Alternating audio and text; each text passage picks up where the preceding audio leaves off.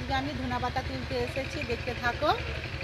ধনেপাতাটা আমি ঠেকায় লাগিয়েছিলাম অনেক দিন আগে, 1 মাস আগে আমি লাগিয়েছিলাম। একটা আমার ভিডিওতে দেওয়া আছে, যখন আমি বীজগুলো মাটির সাথে আমি রোপণ করি।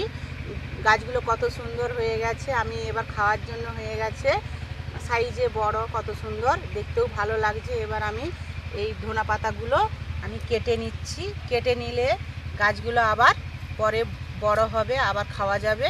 সেই জন্য আমি ছুরির সাহায্যে আমি এরকম করে কেটে নিচ্ছি।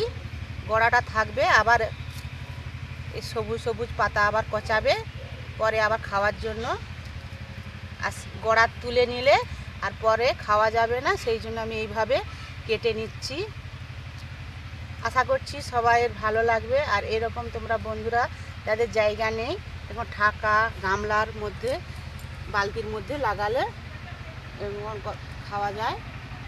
আমি সেই জন্য ঢাকায় লাগিয়েছিলাম। এইগুলো হলেই আমার সবজিতে দেওয়া হয়ে যাবে।